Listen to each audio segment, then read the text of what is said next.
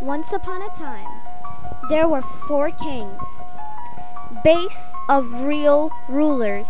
The king of diamonds represented the wealthy Julius Caesar. The king of clubs is the brutal Alexander the Great. The spades represents the strong but kind David of Israel. And lastly, the hearts represents the emotionally disturbed, shall we say, Charles of France. It is the king that we will be dealing with today. It should also be noted that Charles was the only one of the 4 who was actually there to see the day that his face was printed on a playing card.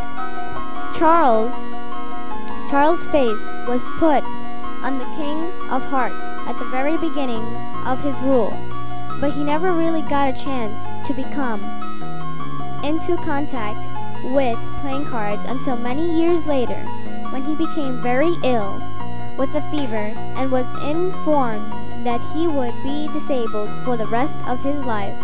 It was during this period that Charles began learning card games to pass the time, such an early version of blackjack. 21.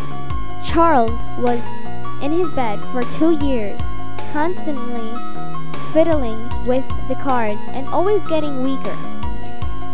As time continued to pass, there were reports that Charles had began obsessing over the idea that the king, being the 13th card in a suit, was causing him bad luck.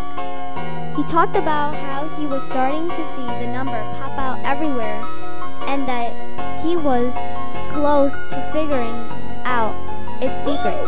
Of course, his ramblings were blamed on the fever, and by the end of the 2nd year, he was been declared insane, and his son, Miss Meg 822, took over the throne.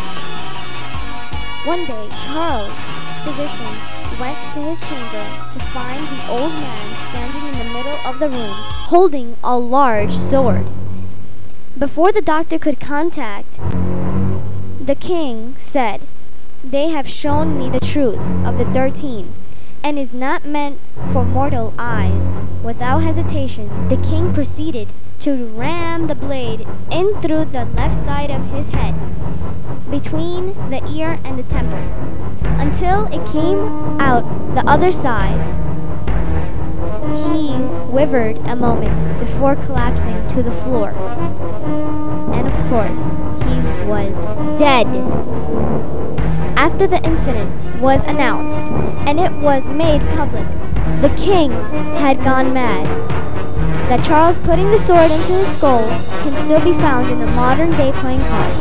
Perhaps the strangest part of the whole story, however, is the day that Charles chose to kill himself. And still today, he rises to the top.